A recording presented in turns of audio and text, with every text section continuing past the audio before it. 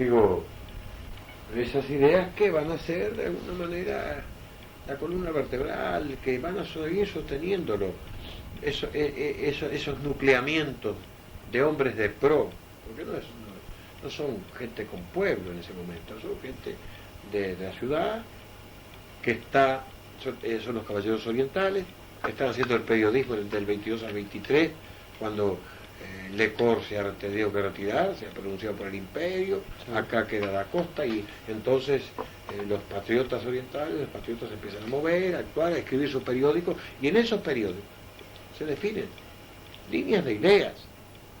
Mientras Santiago Vázquez es un hombre que propone a los ingleses, con tal de que lo ayuden a sacarse de encima los brasileños, hacer una colonia de esto. Una alianza. Se propone hacer una colonia. Hay documentos ahí. Que Azúa incluso traje algunos documentos cuando habla de una visita de un inglés acá. Y está conectando de alguna manera la actitud de los imperiales, de los hombres que estaban con... Es decir, de los hombres importantes, Herrera, de la saga de Iperis, toda esa gente que estaba en la logia de corista,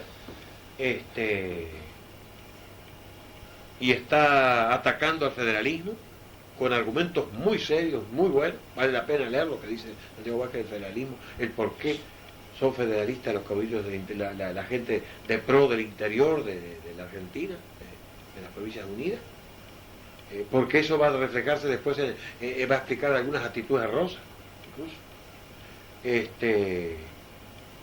Los otros hombres, Giró,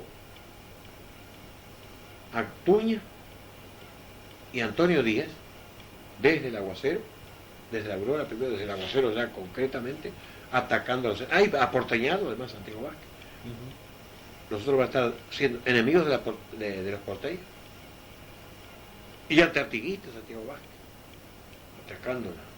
Los otros van a atacar la anarquía, van a atacar de alguna manera, pero Artigas, pero van a justificar elípticamente sí, lo van a justificar, van a aceptar que con errores encaminó la cosa que otros podían perfeccionar. Llega a decir así, posiblemente Arturo. Esa gente después va a estar, los hombres de Santiago Vázquez con los imperiales, van a estar todos acá en Hiranazoles, van a estar en la defensa. Y Antuña, Giró, Antonio Díaz van a estar en el Cerrito. Y van a continuar de alguna manera el mismo pensamiento americanista. De alguna manera recordando con cierto respeto a Artigas y enemigos de la intervención inglesa, francesa, de los europeos. Y en fin, la misma línea. Es decir, pero nace en el 22-23 y no nace con el color blanco colorado, nace con ideas. Además, después el mito de que eso continuó, no hubo distorsión de todo tipo. En el proceso histórico hubo distorsiones y cambios de todo tipo. Alguna gente siguió pensando así, pero no dentro de los partidos tradicionales, porque los blancos después se transformaron en nacionalistas. Claro. Y los colorados se transformaron en ballistas o en riveristas. En fin, y el Partido Colorado cubrió a Santos. ¿Pero por qué? Porque el Partido Colorado era santista, no, porque Santos usó el Partido Colorado. Así como la Torre no usó ningún color, Santos usó el Partido Colorado porque era el partido, era la gente que más se acercaba, que se podía acercar, era la gente tenía colorado. Claro, pero ese es un mito, el partido tradicional no creo que es un mito, no hay una continuidad, salvo en algunas cosas de ideas que se toman de vez en cuando, ¿no? Si hay algún parecido, es en eso, que surge en el 23, en las ideas. Y después, claro, el color no creo que tenga ningún valor para decir que eso que porque se sigue usando un trapo blanco o un trapo colorado, sigue siendo lo mismo. Yo creo que los partidos se definen por las ideas que se sustentan y no por los colores que se enarbolan, porque sale un botica con un campamento blanco jugando a los cowboys y es blanco, no, es el partido blanco. Yo creo que es un poco mito eso, ¿no? Pero estoy llevándolo al extremo. Es uno de los mitos, otro de los mitos, pero hay muchos todavía que sería para hablar más de lo que... ya demasiado hablé. Bueno, pregunta 36. ¿Qué dificultades debe enfrentar el historiador en nuestro país? Más o menos. Ya está dicho, el problema dicho. económico, el problema de tiempo, el problema es que está vinculado con el problema de economía. Y el problema del desánimo, que yo te decía, que la gente de esos compañeros. Mira, tengo un caso de un compañero brillante, bueno, por lo menos inteligente, un muchacho inteligente, un botica joven que está estudiando acá, que incluso había invitado, acompañaba algunas de esas charlas radiales de historia que uno hace. Lo había invitado para la revista, para el grupo de investigación. Bueno, de repente se desanimó y se volvió a su octavo de nivel. Uno de los tantos deserciones que uno conoce, ¿no? Y en el interior es peor. En el interior hay que mover y la gente hace una cosa y después se desanima porque no tiene además no tiene resonancia. Claro. Lo que hace, ahora nosotros quedamos con la revista. Hemos permitido a la gente, hemos posibilitado que mucha gente del interior pueda viabilizar ahí sus trabajos y pueda hacerse conocer. Ese fue uno de los primeros elementos de la prédica nuestra, para que la gente participe en los encuentros y que participe y darle el instrumento, el vehículo de la revista para que en el número 21 salieron 6 trabajos de gente del interior, en este salen 2 o 3, en este 22 y bueno, y seguirán saliendo. Ahí tú ves ese montón de carpetas, ahí son todos trabajos, de los cuales la mitad son de gente del interior. Y pensamos que ahora en el cuarto encuentro que se va a realizar ahora en octubre, vengan mucho más trabajo porque hemos incidido en eso. Y eso anima a la gente, pero ¿hasta cuándo? Si no tiene tiempo, si tiene poco tiempo, si no tiene medios. Es un problema. Es un problema difícil, serio, sí. Y yo creo que es difícil desarrollar algo con mucho entusiasmo. Y el entusiasmo se mantiene si hay posibilidades de hacerse conocer, ¿no? De dar a la gente. Porque el objetivo que tiene el que hace historia no es guardársela en la casa, es darla a conocer. En los pagos la dan a conocer, el pequeño folletito con un montón de avisos puede sacar a mimeógrafo a veces. Fíjate tú, ahora tiene la posibilidad de la revista y hay un entusiasmo, se ha despertado un entusiasmo enorme, grande. Fíjate que hemos movilizado, yo te decía, hasta más de 100 personas del interior, en todos los departamentos vinieron a este encuentro. Fueron allá Salto, yo que sé, 40 y pico de personas de 7 departamentos, y hubo invitación y se cruzaron 4 o 5 departamentos más. Y eso, bueno, pues hay que mantener eso, hay que tener mucho entusiasmo para mantener eso y mucho show. Bueno.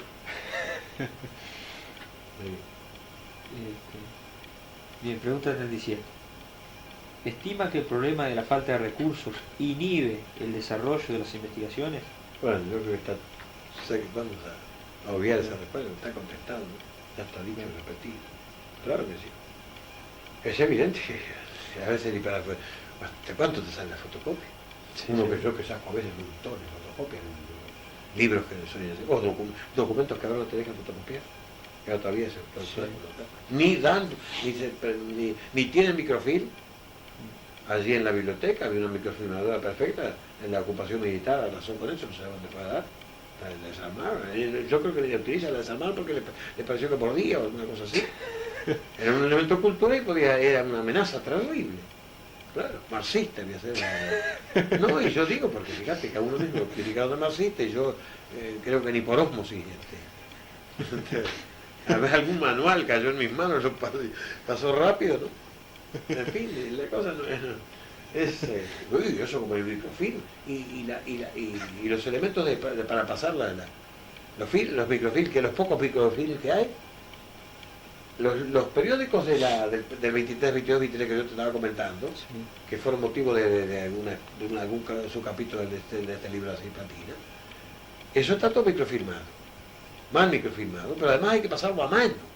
Eso sí que es trabajo artesanal, pero así, a mano hay que pasar eso, porque la máquina no funciona. Hay que hacerlo, dar vuelta al ratito a mano. Con el dedo. Sí, a dedo, como tantas cosas. Es terrible, ¿no? Es terrible. Y bueno, y los diarios, hermano. Cuando pedís un diario allá, bueno, está en reparaciones, no sé cómo le llaman ahí. De repente no lo buscan, posiblemente porque tienen...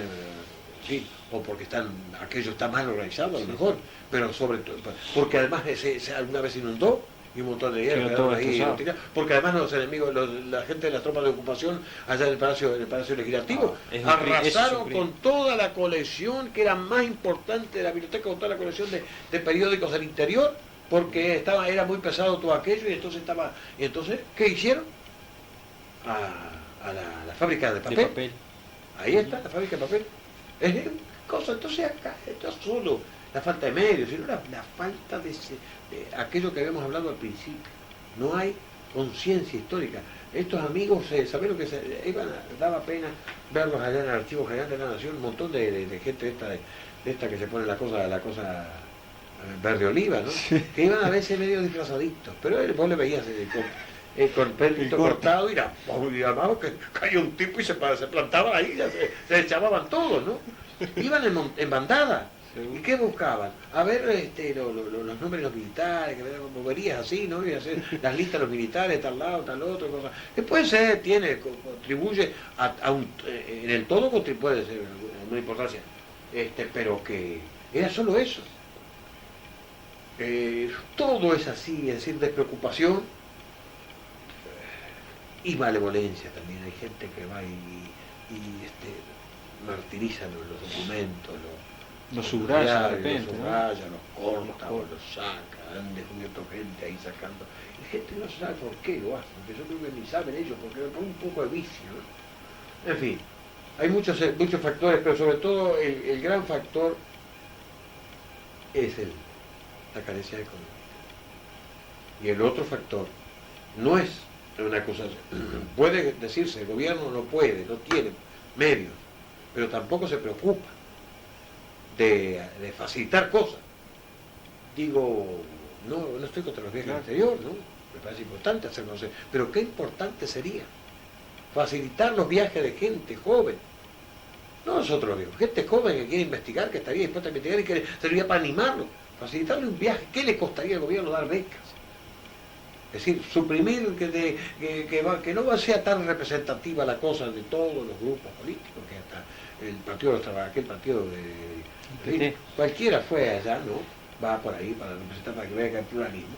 Pero sería importante que se dedicara un poco de eso, que es importante, eso se lo conoce, para pagar unas becas a la gente que fuera a investigar. No hay conciencia histórica. Sobre todo en las esferas de...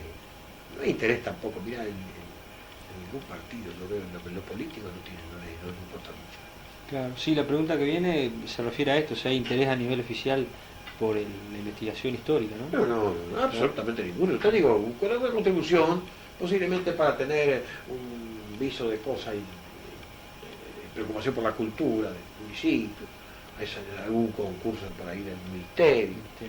Pero preocuparse, alguna gente que va becada para buscar una bequita de presbiterio, incluso para buscar bobería, ni sabe lo que va a buscar, pero consigue una bequita, porque poca gente, incluso ni siquiera para esa gente, pero poco. Y después nada, absolutamente nada, en ninguna, no hay preocupación. Yo creo que no se siente la necesidad de que el pueblo vaya a las raíces. Es un esfuerzo tremendo. El problema es el esfuerzo que hacemos nosotros con la revista en 4 años. Un esfuerzo totalmente huérfano de apoyo de todo tipo, de ningún tipo de apoyo, ni reconocimiento, ni nada. Bueno, la universidad, no sé lo que es la facultad de humanidades. Yo qué sé, ¿cómo se puede pensar que pueda clases de 200 alumnos en un local que era un convento y que está aquello casi de estado de demolición? ¿Cómo se puede trabajar a gusto así? Yo no creo que se pueda trabajar, porque hasta el ámbito hace la cosa, ¿no? Facilita las cosas, pero nada. En cambio, yo estoy seguro que para ir por donde pintan de blanco hasta las piedritas, como decía el otro día, ahí tienen comodidades de todo tipo, y les siguen dando comodidades. Se puede enfrentar la preocupación por mantener tranquila a esa gente y bien comida y bien bebida y bien dispuesta a esa gente, y a esa gente que no ha cambiado y despreocuparse de la cultura y tener la cultura que pase lo que pase. Los edificios, hermano, del interior, la gran preocupación de la gente del interior, que no se pierdan esos edificios, la casa de Rivera que todavía existe en Durazno, de que este amigo Padre Fabre tiene un trabajo sobre eso. Lo que pasó con la Casa de los Constituyentes, que sacó un trabajito del director Olazaba, de San José, lo que está pasando en todos los departamentos, lo que ha pasado acá mismo, que salvo el amigo Pivel, que con todas las ocasiones que pueda tener otros aspectos, es un hombre que ha rescatado tantas cosas, ha rescatado algunas casitas por ahí, algunas que rescató, ahora se está viniendo abajo porque no hay preocupación, hay desidia, hay abandono de este aspecto, que es uno más de la cultura y para uno es muy tan importante. Y el cambio se preocupa de otras cosas que no sé. En fin, esa es la situación. Bien, pregunta 39. ¿Cuáles estima que sean las causas de esa actitud? Bueno, yo creo que porque no entiende la importancia, creo que es porque no entiende aquello que decía Germán Rama, el pueblo entiende la importancia de la historia. El pueblo, la tragedia es que no se puede hacer lo que nosotros hablamos recién, hacer aquello que se hizo en alguna oportunidad, nosotros pudimos hacer, de hacer un periódico gratuito, se me da al interior, Patria Nueva, donde iban los temas históricos tratados a nivel de accesible a la gente, un poco panfletario, sí, pero no mucho, accesible a la gente. El pueblo entiende, el pueblo quiere saber, le preocupa el tema histórico. Te digo un ejemplo que todavía que es reciente. La revista, en una oportunidad acá donde tú ves, yo tengo las revistas, los accidentes de la revista los tenía en un sitio ahí que nunca había recibido humedad. Estamos en la planta baja de mi casa. Nunca había tenido humedad. Y no sé si por qué circunstancias sin duda por la dinamita que estaban metiendo ahí en la costa para hacer el caño colector, subió hasta 1 metro de altura casi la humedad, tú lo ves por acá, hasta esta altura, y las revistas que estaban ahí se perjudicaron, un montón de revistas se perjudicaron, a niveles de no poder ofrecerlas. Entonces las llevamos a la feria, a 2 lugares de la feria. A un lugar de la feria y a un lugar que queda en 18 y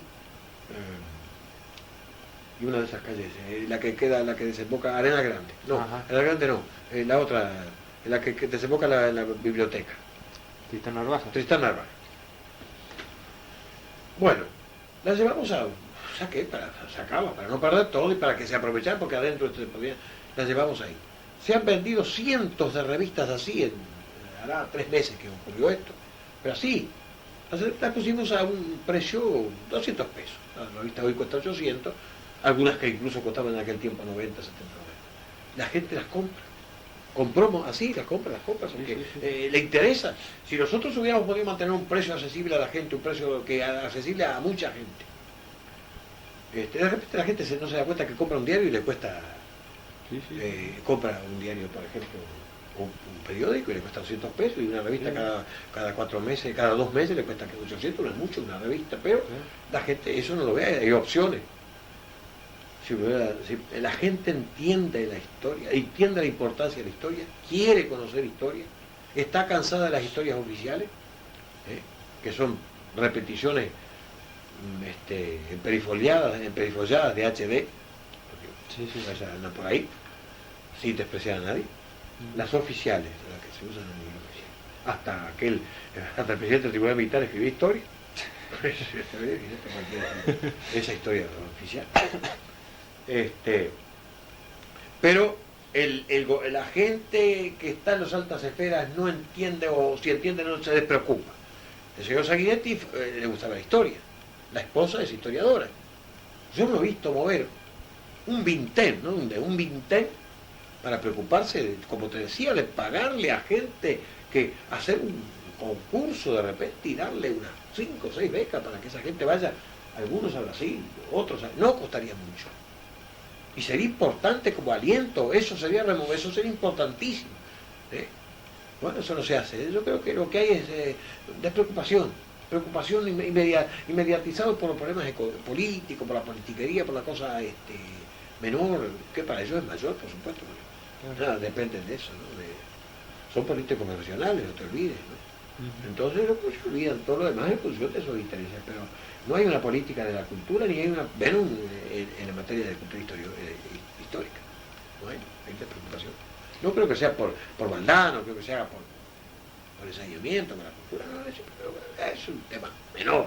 En los milicos hay que tenerlos mejor, hay que tenerlos bien, y ahí, yo creo que no sé si están saliendo algunos ahí, como agregados militares con dólares, y si han sacado algunos, no sé, se dijo que iba a sacar algunos, pero todos esos dólares, ¿para qué quiere agregados militares en Uruguay? Digo yo para reflexionar sobre el tema, en cambio, eso se podía dar en beca, y felices los muchachos, y trabajando en serio. Sí, sí. Pregunta 40. ¿Son notorias en nuestro país ciertas restricciones de acceso a archivos públicos y privados? ¿Considera que se debería legislar al respecto para facilitar el manejo de las fuentes requeridas para la investigación histórica? En lo personal, yo no sé si he tenido suerte, yo no empecé a trabajar en historia en el año 58. ¿Cuándo fue? No, un poco más tarde, en el 60. Fue a raíz de la Revolución Cubana. Yo hice 5 años en una misión que se llamaba Radioperiódico con Cuba. Me parecía que la forma de entender el derecho de los cubanos a hacer su revolución, a darse el gobierno que quisiera, a expresarse como quisiera, a tener las relaciones internacionales que quisiera, porque si las tenía Estados Unidos, como quien quiera, ¿por qué no podía tenerlas Cuba? Era un derecho, era el principio de intervención, el derecho de autodeterminación, todo eso. Para explicar eso un poco, entonces empezamos a hacer una especie de paralelismo histórico, que después de repente, vos tú a repetirte a lo mejor derivó en algún momento después de casi imperfecto, pero en aquel momento era un paralelismo limpio, las personalidades, los objetivos, tantos parecidos había, por ejemplo, que yo veía entre los curas que apoyaron a Fidel, cura Viaín, que yo conocí. ¿Estuvo varias veces en Cuba? No, estuve lamentablemente en el 61, en el 71, no fui por motivos muy especiales. Pero estuve en el 61, estuve con el cura Viaín, estuve con otros curas que habían estado en la sierra, había uno que incluso usaba sotana verde oliva, no me acuerdo el nombre, el asunto es que entonces había el paralelismo con los curas que tu compañero Artigas, que dejaba la sotana, andaba el cura tal, estaba armado allá por el sotocura, como decía, también estaba armado. José Salazar son los peores enemigos, porque son los que tienen predicamentos. Y incluso la reforma de Fidel, tan parecida a las proposiciones del documento de agosto, que dice se pondrán en brazos más útiles para que con su trabajo propicie el engrandecimiento del país o de la patria, del pueblo, ese tipo de cosas que Artigas introduce en el documento de agosto, el 4 de agosto, que es muy radical. Está en la línea radical una línea radical que se había desarrollado en la Revolución Francesa. Momoro había sido el expositor, y Momoro estaba acá. El único trabajo que hizo Momoro que se refería a eso, al problema de la ley agraria y de la tierra como derecho social y no derecho privado, estaba acá. Quiere decir que pueden haberse conocido. Yo hacía un poco el paralelismo ese. Yo hacía un poco el paralelismo ese y me servía la historia. Yo no sé si eso está dentro de... Claro, digo, las carencias. Claro, la pregunta se plantea, se habría que legislar para que los archivos de repente fueran más abiertos para la labor del historiador, ¿no? Claro, y yo en ese periodo no tuve dificultades, yo soy un historiador, nadie me conocía, tampoco me conocen muchos ahora, pero de cualquier manera en aquel momento nadie me conocía, no trabajaba en historia, me puse a trabajar y tuve acceso a los archivos. tuve acceso bastante, pero veo que cada vez se fueron poniendo más dificultades, más obstáculos, ahora hay obstáculos para todo el mundo, las fotocopias no se permite fotocopiar, no te facilita fotocopias. ¿Eh? Había fotocopiadores en la biblioteca allá en el Museo Histórico, se sacó de la Casa de la Valleja, donde estaba ahí al servicio del público, estuvo durante algún tiempo, aún en el periodo militar, debo reconocer, sacaban las fotocopias ahí, se sacó de ahí, fue a la Casa de Rivera, y ahí ya no se permite sacar fotocopias, por razones de que se deterioran los documentos. Eso es un gran obstáculo. No sé qué otros obstáculos se ponen a otro lado. Yo tuve, posiblemente excepcionalmente, por excepción, tuve muchos. Pero yo creo que hay un problema que es la falta de constancia de la gente del trabajo. Yo te vuelvo a repetir que también, por falta de tiempo, porque la falta de constancia es una característica de nuestra gente, la falta de constancia es una característica. Porque hay gente que además lee 2 o 3 cositas y ya cree que ya con eso tiene todo un panorama. Y ya se preocupa. Pero los obstáculos pueden existir, yo no los confieso honestamente, no los he tenido. Pero veo que ahora hay, sí, están poniéndose obstáculos, que antes no existían. En el periodo militar no existieron, por lo menos. En la biblioteca no se dejan fotocopiar documentos, no se dejan fotocopiar. Hay una lista de cosas, y yo no sé, debían de hacer una lista de las que se dejan, porque lo que no se deja es una lista grandísima, cada vez, todos los días agregan algo más. Ahora está puesta ahí en el mostrador de investigadores, en una lista grande. Hubiera puesto lo que se puede de fotocopiar, que yo creo que es nada. Es decir, hay obstáculos de todo tipo, aparte del costo de la fotocopia, que eso debe ser un servicio oficial, pero es otra cosa. Bueno, entramos en el último bloque de preguntas. Bueno, qué descanso para vos. No, ha sido un placer. Sí. Pregunta 41. ¿Se considera integrante de alguna corriente historiográfica particular? No. Yo te decía hoy que había leído mucho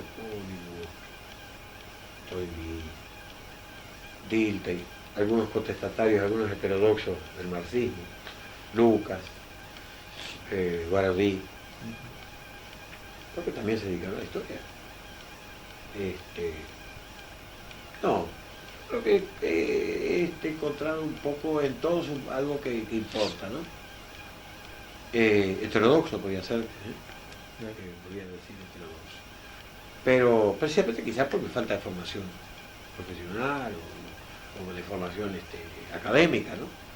Pero quizás por mi temperamento. Pero me importa mucho y me aferro mucho a lo que dice, a lo de Dilthey, ¿no? Dilthey es un hombre que se preocupa de las ciencias del hombre. Él habla de las ciencias del hombre y se preocupa del hombre como factor de la historia, motor y factor de la historia, sin desconocerla. Creo que por ahí puede estar un poco mi mayor inclinación, ¿no? Pero no me despreocupo de los otros factores, creo que en algunos trabajos míos se ve que yo trato de examinar todo. Y Brodel. Me parece que la historia social ahí, eso es importantísimo, esa corriente de los anales, que nacen los anales, o de Shaw, toda esa gente, Sobul, toda esa gente importante de Francia. Este hombre que no creo que culmina esa Hicieron grandes aportes para el estudio de la Revolución Francesa. Sí, pero estudiando historia social. Hay 2 trabajos preciosos sobre la masonería, en las provincias, todo eso. A mí me ilustraba muchísimo ese tipo de cosas, y lo que yo he podido mostrar que los curas estaban importantes, y que incluso la masonería no era antirreligiosa, no fue. Fue la religión, el papado, las altas jerarquías las que se opusieron a la masonería porque predicaban el tolerantismo, porque rompían los esquemas monolíticos y porque además se enfrentaba al absolutismo. Por un lado al dogmatismo de la Iglesia y por otro lado al absolutismo de los reyes, que al fin y al cabo eran los grandes benefactores de la Iglesia, ¿no? De que esa alianza del poder y la Iglesia, de que habla de esa carta que yo te leí de Benimeli, Ferrer Benimeli, el jesuita reconoce que existió una alianza, pero digo, la historia social permite conocer mucho y entender mucho mejor a los héroes auténticos, no a los mitos, sino a los héroes auténticos, porque de ahí, como decíamos, de las inquietudes, de las necesidades, de las ideas, de las motivaciones de la gente común y corriente en cada época, es que surgen estos hombres que representan a los grupos. Claro, los estudios, por ejemplo, que se han hecho de la influencia que han tenido los sans-culottes en todo ese proceso largo de la Revolución Francesa, sí. Largo pero corto a la vez, ¿no? Los artesanos. Claro. En cada, fíjate que los anales han estudiado hasta cada... Es la historia de los barrios de que hablábamos hoy. Sí. Estudiaron la historia de los barrios, de barrios malos, tal, así en detalle, de la sección, cómo funcionaba. Sí, sí. Eso. Y bueno, Brodel ahora con esos tres tomos que escribió en el último trabajo de él, que lo escribió con el equipo, por supuesto. También hay otro problema del trabajo de equipo que es importante, ¿no? Claro. Que acá no se puede desarrollar, es difícil. Claro, la pregunta siguiente apunta a eso. Pregunta 42. En la práctica, ¿ha trabajado o consultado con científicos sociales pertenecientes a otras disciplinas? Mirá, he conversado con amigos con antropólogos, con arqueólogos, y con motivo de todas estas reuniones que hemos estado haciendo, hemos estado conversando, y uno ve la importancia de la ciencia, ¿no? No con economistas. No, creo que los economistas son gente media deshumanizada, solo ven los números así.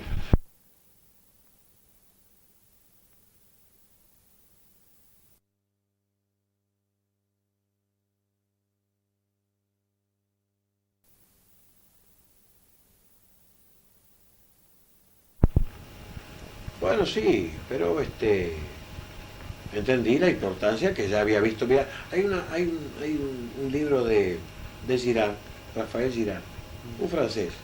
Algún amigo de la Complutense, Vives a Sancot, decía que no le parecía serio. Pero es un hombre que se preocupó de la lingüística, de los mitos, de la historia económica, de la historia social, para hacer una interpretación de la historia de América y buscar y encontrar, él creyó que encontró una fuente común que estuvo radicada por allá por Guatemala, por donde primero se empezó a trabajar el trigo, que era una planta silvestre, a hacer un trabajo de hibridación y a desarrollar el maíz, era una planta silvestre, el maíz. Tú sabes que el maíz es americano. Y ahí empezó la cultura del maíz. Con la cultura del maíz, él entiende que de ahí, de ese centro, se desarrollaron las culturas americanas, a partir de ese centro. Será una teoría o no, pero es muy coherente, muy racional. Él estudió mucho, él viajó, en fin. Y ahí queda claro la arqueología, la antropología, la lingüística, la economía, la ciencia, todas las ciencias del hombre importan. Y yo, algunas relaciones con estos compañeros que trabajan en arqueología, con todas las carencias de la gente que trabaja en historia, la gente de antropología, toda esa gente hemos conversado, estamos en relación permanente, incluso forman parte del equipo de la revista y de la coordinadora. Y de la coordinadora, y están asociados a la coordinadora, la gente de arqueología, la gente numismática, la gente de... Yo creo que todo sí, he tenido relaciones no relaciones muy profundas, pero suficiente como para ver y hemos publicado cosas en la revista viendo la importancia que tenía, por ejemplo, la arqueología y antropología. Claro. Y publicaciones en equipo, en conjunto. Y ya te decía hoy, tentamos 2 veces ya. Tentamos 2 veces y la gente se cansa, no tiene tiempo. Es el gran problema. 2 problemas, la falta de constancia, o 3 quizás. Falta de 2 virtudes, la constancia y la modestia. Sí, la modestia no es pacatería, sino saber tener una idea exacta de lo que se sabe, que es un poquito menos de repente. Sí, pero que uno se imaginase un poquito menos. Y seguir sabiendo que tiene que seguir avanzando con la constancia. Es decir, son 2 virtudes que para mí son importantes y es difícil encontrarlo. La gente deserta fácil. Y después el problema económico. El otro problema es la falta de tiempo. Compañeros que de repente se integraron al equipo, que empezamos a hacer hacer una investigación en los periódicos, empezar a probar en los periódicos. Y a los 2 o 3 meses, o un mes, uno de los compañeros consigue un trabajo y Y ya está. y el otro compañero anda buscando el trabajo. Y el otro, bueno, ya no tiene ni para el ómnibus de repente, ¿no? Cosas así. Y en general también la falta de constancia. Sí. Así que en equipo, lamentablemente, al no tener, yo creo que puede trabajar en equipo, por ejemplo, la gente de estas fundaciones, de estos centros de investigación que se han creado, esas fundaciones, que son, digamos, apoyados por fundaciones del exterior, que les permiten trabajar en equipo, les permiten hacer un trabajo. Pero después, imposible. Bien. Yo no sé si en la facultad pueden trabajar, no sé. Sí, se trabaja Claro. ahí. Pero claro, eso ya es una cosa. Claro. Ya está. O es específico, ¿no? Claro. Trabajo específico. Ahí se puede hacer y es tan importante. Fíjate que y en el IPA también se trabaja en equipo y algún equipo. Sí. Pregunta 44. Esta le va a gustar. ¿Se considera crítico con sus colegas? No, mirá. La verdad es que yo estudié abogacía, empecé a estudiar a los 26 años porque necesitaba un instrumento para sobrevivir, para salir un poco. Claro, sí. Yo estaba solo acá había venido a estudiar, había dejado y había hecho una bohemia ahí de 4 años. Mis padres tampoco ya no podía, fue una de las víctimas de la crisis del 32, de manera que no me podía bancar como era, económicamente. Así que cuando yo conseguí un empleo en el municipio, en el 34 me puse a estudiar de nuevo. Siendo abogado, por obligación, por necesidad, no me hubiera gustado ser juez, porque no me gusta juzgar. Yo creo que los juicios siempre van a contener una parte de injusticia. Y además, en el caso de juzgar a gente que está trabajando, los juicios que estarían basados en mis puntos de vista. Y como yo sé que mis puntos de vista tienen carencias, mi formación tiene carencias, mis puntos de vista tiene carencias, y no creo en las verdades absolutas. Entonces, los juicios estarían basados en verdades absolutas, o en relación con mis carencias, o con mis puntos de vista que yo considero que muchos son perfectibles, que siempre he visto que pueden perfeccionarse. Y además no me gusta jugar. Como no tengo la crueldad latinoamericana que decía, a la que se refería ya la Torre, cuando hablaba de la gente que anda bajando la mano a los demás, en general cuando los demás no están, ¿no? Sí. Pero no me siento crítico porque no tengo capacidad de crítico, porque no me gusta ser crítico, porque no me gusta ser juez, porque además no creo en las verdades absolutas, porque si yo empiezo a criticar estoy basándome en alguna verdad. Juzgar, una verdad que yo creo que soy el dueño, es la verdad. ¿Y por qué el otro no puede tener una verdad?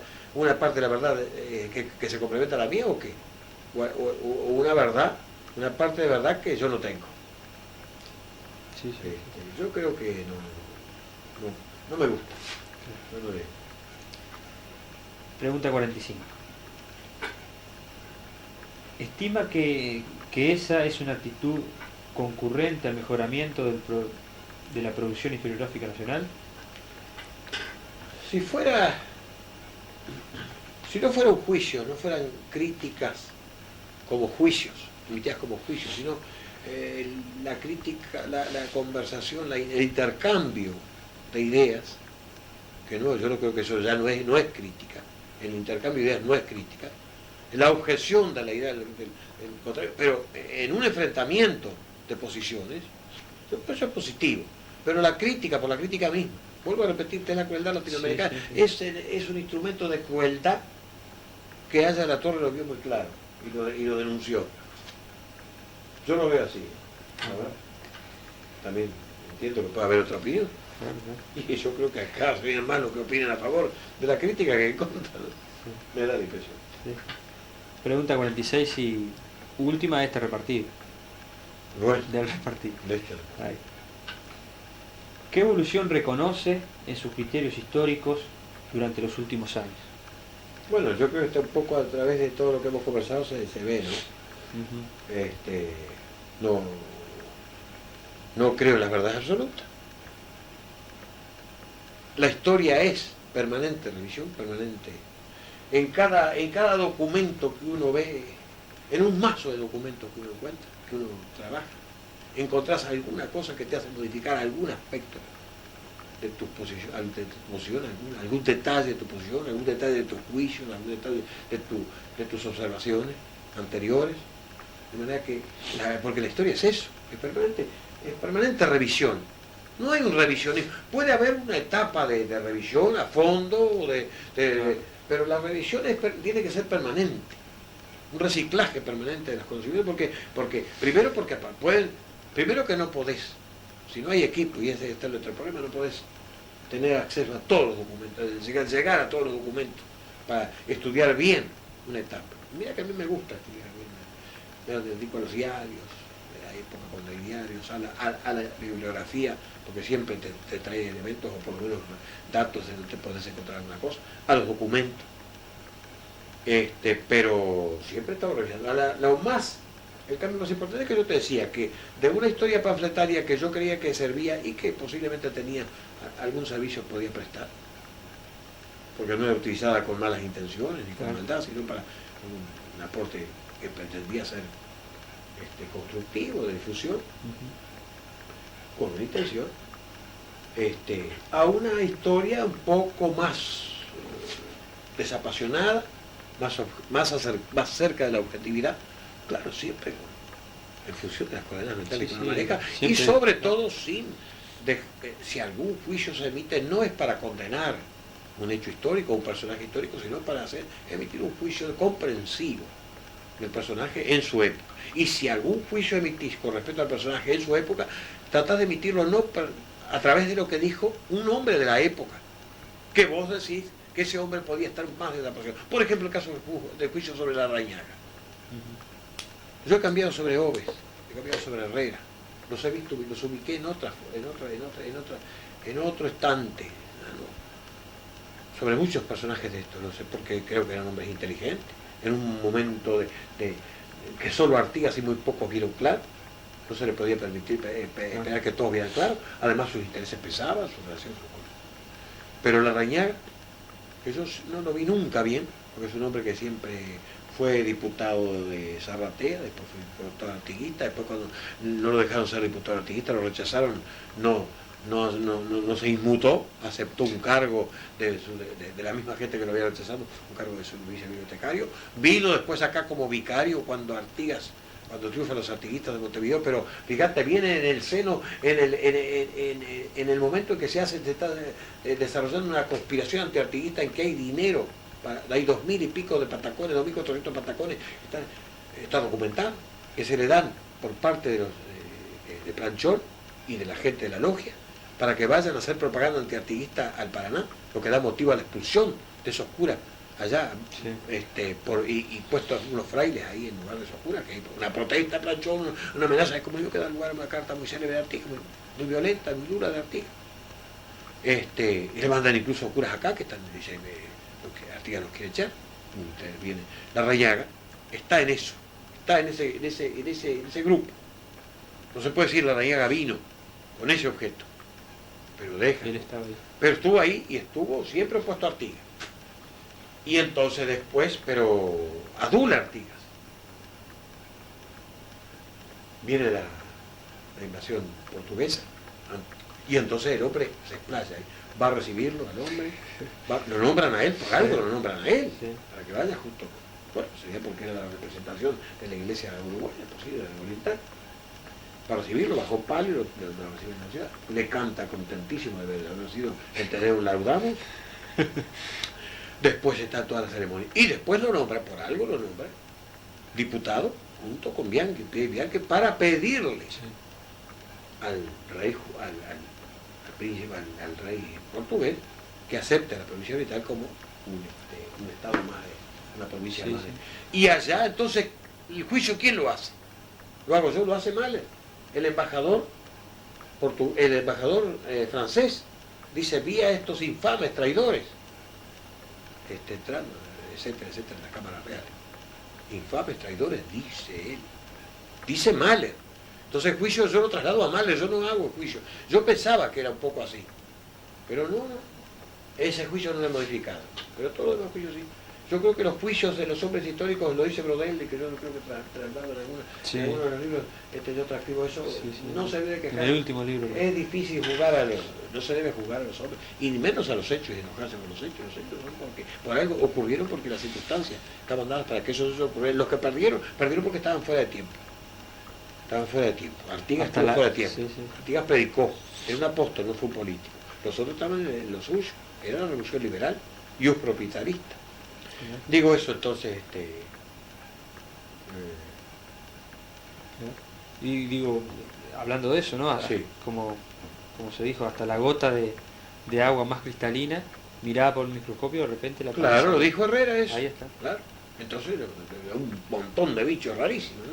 Pero claro, no se puede. Lo que hay que ver es cómo, vuelvo a repetir, es meterse en la época, y meterse en el lugar donde esa gente funciona. Claro. No era lo mismo Montevideo que la campaña.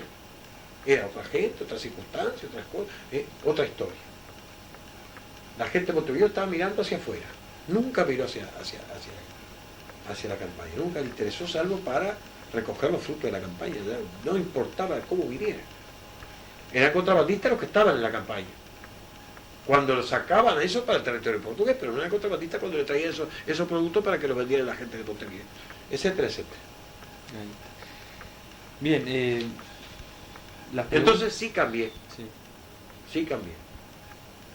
Sí cambié y precisamente por reflexionar, por las objeciones que recibí de otros compañeros, por los comentarios, por las charlas, las conversaciones, porque estuve abierto siempre a la discusión, pero abierto, no sosteniendo mis posiciones, y sostenía mis posiciones, pero después repensaba y muchas cosas, muchas cosas me permitieron, es importante cambiar ideas con los demás y estar abierto.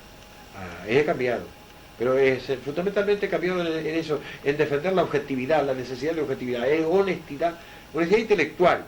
Claro. ¿Quién puede estar libre de elegir un documento y dejar otro? ¿Quién? Pues claro, un documento te parece más importante que otro. De repente te parece más importante, no por deshonestidad, sino porque te está llevando un poco ahí tu necesidad de investigar un aspecto de la cosa y ya estás dejando otro.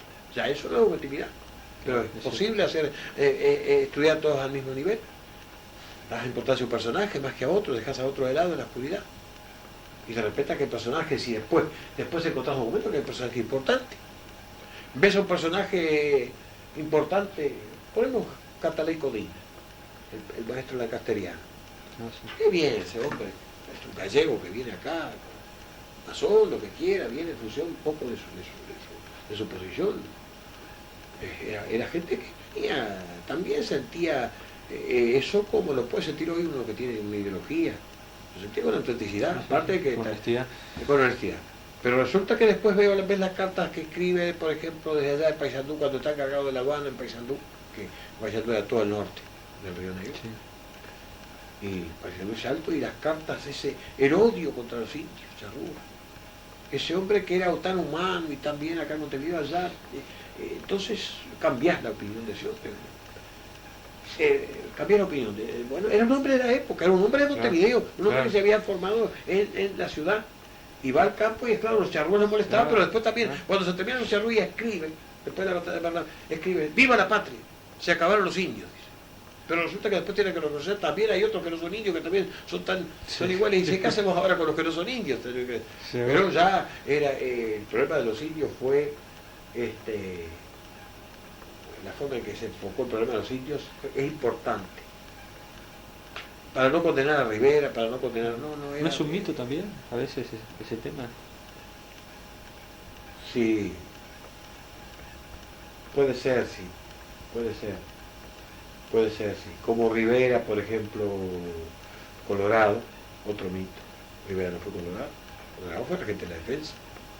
La gente de la defensa que no lo quería dejar entrar en el 45, 45, y que después del 47 aprovecha para enfrentarlo, para ponerlo. Es otro mito, el coloradismo de Rivera. Rivera fue riverista. Rivera era un caudillo personalista. Lo dicen sus propios amigos. En este libro de la simpatía, sí. los propios amigos dicen, bueno, Rivera era ¿Por qué Rivera no acompaña en principio la insurrección de abril? Porque no estaba en la cosa. No, él estaba en la cosa. Había estado tentando Mansilla, había estado reuniendo en Durazno, en el Durazno, apartado de Montevideo, a toda la gente patriota que le respondía, y aquel el cuerpo de dragones, que era un cuerpo de orientales casi todo, y gente que después se jugó. Él tenía, le escribe en el 22 a su gran amigo, Julián de Gregorio Espinosa, planteándole sin duda el problema de insurreccionaria, así que el obispo dice, no se meta, no sea loco, dice, que es tranquilo. Claro, lo que pasa es que él no quería participar con otros, sino ser primera figura, era su idea. Y posiblemente tenía razón, porque en cuanto a caudillo de campaña, fue un gran caudillo de campaña. Era un hombre que respondía realmente. No es compararlo con Artigas. Son personajes diferentes. Pero de alguna manera representa a esa gente que Artigas representó. No representa a la gente que Artigas representó. Pero es un mito el coloradismo de Rivera. El problema de los indios hay que verlo en el contexto de la época, cómo venía dada la mano, cómo venía la mano, y pensemos que solo Artigas, en América, con todo el liberalismo y toda aquella cosa, el único que reivindica realmente al indio y que respeta al indio y que se hace, y que el indio, que le da el lugar que indio tiene acompaña, que que el indio lo acompaña es Artigas. Bueno. Yo le decía porque, claro, luego de la invasión a las misiones, Rivera regresa con un contingente importante de indios. Sí, de vaca también. Claro, ¿Y tú sabes para qué era la vaca? La vaca era la plata de la época. La vaca era para pagarle, las vacas para pagarle a los que le habían prestado la plata, a después a una cantidad de gente que le había prestado la plata, y así hacen las revoluciones. Las vacas, las campanas, pero las trae para él, no la va dedicando en la iglesia tal.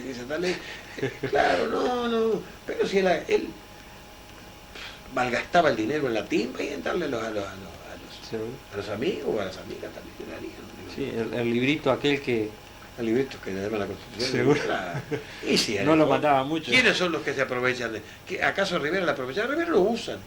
Las aprovecharon son los hombres que se quedan en Montevideo. Claro. Eso sí que le mete la mano a fondo. Sí. Claro, los 5 hermanos. Los 5 hermanos. Seguro. Por el Rivera va allá y gasta los vinteres. Esto se gasta los patacones. Le presta a veces el Estado también, él. Le presta menos a veces de lo que...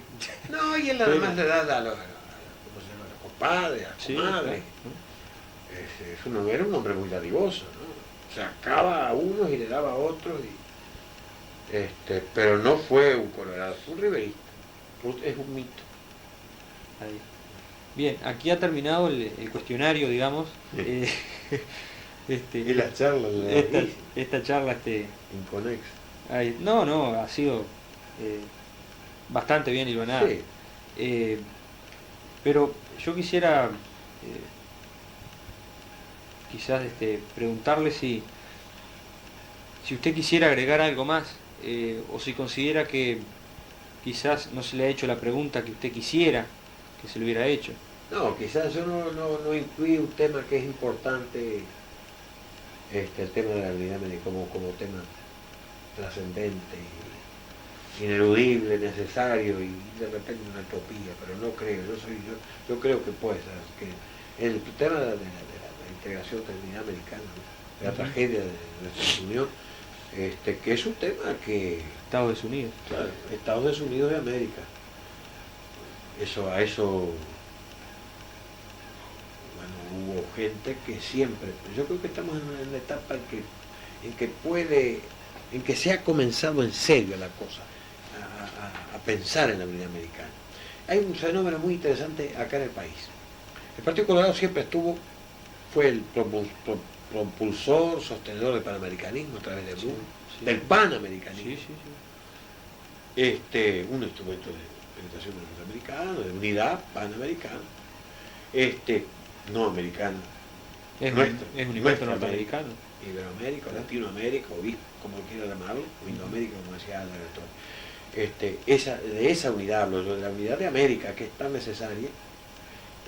Y el fenómeno que usted decía, o el hecho que es tan importante, es que todo el Parlamento Nacional y el propio Poder Ejecutivo se pronunciaron en contra denunciaron la actitud del señor Reagan con respecto a Nicaragua. Y que nuestro país integra. Quizás sea porque hubo ese acuerdo entre los dos partidos estos, blanco y colorado, y el ministro de Relaciones Exteriores es un hombre que tiene un poco la conciencia americanista que heredó de Herrera, que viene más atrás también. El americanismo es curioso. En el año 34, creo que fue cuando hay un ataque de España todavía, aquellos últimos coletazos de España por allá por el Callao, un ataque a Perú, o creo que también a la costa de Chile. Hay una declaración acá en el año 34-35. Una declaración importante del gobierno de Oribe, solidarizándose con Chile. Y después en el Cerrito también, en la declaración, en la misma forma. Es decir, había una tensión por los problemas de América de parte de esta gente que era más americanista, nosotros más europeístas, la gente de la defensa, la gente de Montevideo, la gente colorada.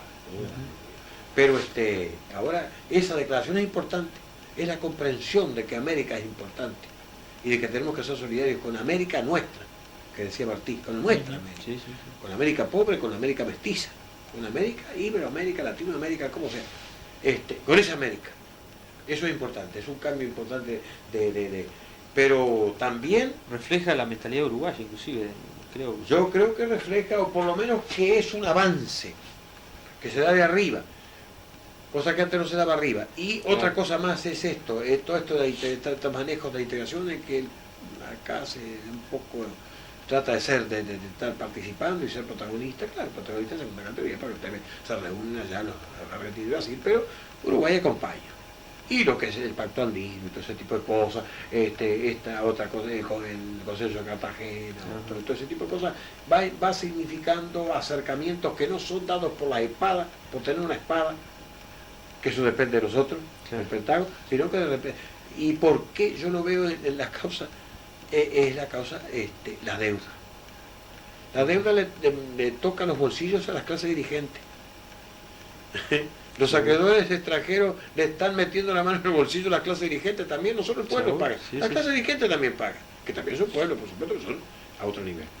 Entonces esa gente ha entendido la importancia, ha ido entendiendo, y eso se refleja en la actitud de un partido que nunca tuvo esa preocupación y que ahora la ha tenido, y valientemente, porque este señor don Julio María, ha ido allá y le ha dicho, parece que le ha dicho, entre las rosas de ahí, del jardín, de la Casa Blanca, le dijo, le metió las espinas del problema de Nicaragua y el disenso que tenía eso es importante.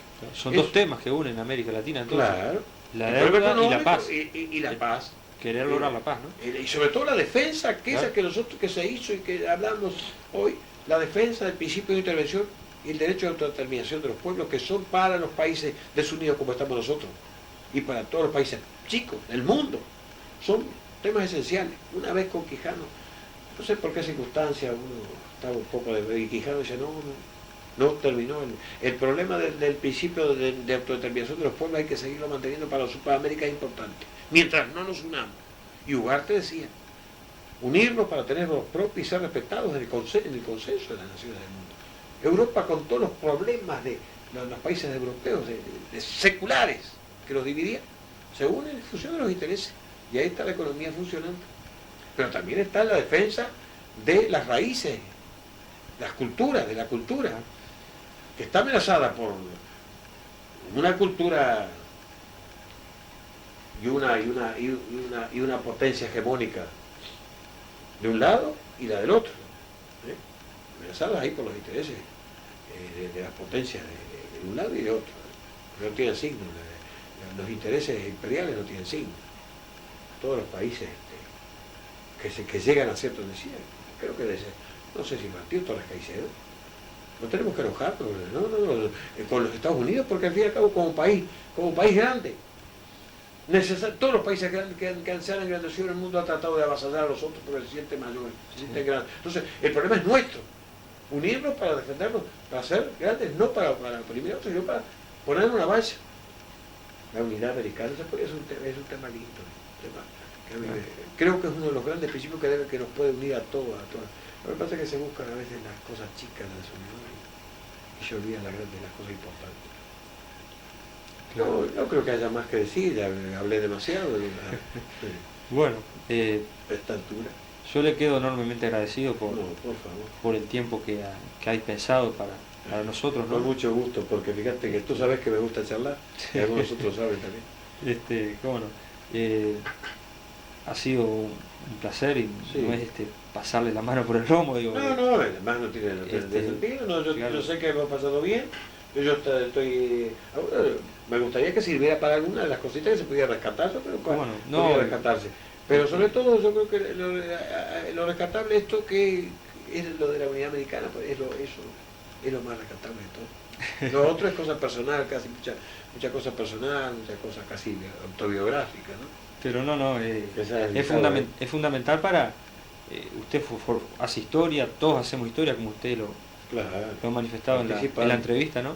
Claro. Y los estudios historiográficos que se van a hacer en la facultad se van a ver enriquecidos con su aporte y los aportes de todos los trabajadores de la historia, Claro. como dice usted. En el todo puede ser Ahí está. está. Y Pero de cualquier manera es muy lindo la idea es muy linda, buena idea, una buena idea de recoger un poco, no por el caso personal, que a mí me honra el hecho de que la universidad se preocupe bueno, de lo que uno ha hecho. Yo creo que yo lo he hecho con ganas, tú sabes que me he dedicado, después que me prohibieron la trompada, decir que tuve que dejar de ejercer mi profesión, no quise pedir de nuevo, porque ya la cosa estaba como para ofrecer hacer pues de fútbol, los abogados, entonces no me preocupo de eso, sino me preocupo de esto, y me gusta, lo tomo con ganas y lo trato de hacer lo mejor posible dentro de esa falta de método y de orientación que me he tratado de hacer por mí mismo. ahí está. Bien, la entrevista ha querido ser lo más académica, pero también no demasiado formal, ¿no? Claro, Para claro, romper a veces claro, con ese bronce que hablábamos hace un rato, ¿no? claro. Sí, acá estamos entre casa, ¿no? Ahí está. Bueno, yo le agradezco entonces en nombre de... A mí me ha sido la una universidad, una satisfacción. Primero, al conocerte y ya estás participando de alguna cosa de las nuestras, y ya estás entusiasmado, eso es importante. De repente, ¿quién te dice que no pasemos a trabajar para hacer un grupito de investigación cuando tengas un poco de tiempo? ¿Cómo no? Sería lindo, ¿no? Es una idea, se puede hacer cosas muy lindas. Bueno. Y después, bueno, el hecho de que se hayan acordado de mí, eso es importante, para mí es importante, es una cosa estimulante, que todo el mundo necesita, ¿no? El estímulo. ¿Cómo no? Y le pido disculpas también por el tiempo que le rogué y por la lectura a veces interrumpida de Sí. la fotocopia de repente que Sí, no. mal sacada de repente, pero bueno. La disculpa es mía por haberte robado tanto tiempo, pero quiere decir que estaba a gusto, ¿no? ¿Cómo no? Ahí está. Bueno, muy bien, muchas gracias. Gracias, hermano. Entrevistador Víctor Alejandro Rodríguez.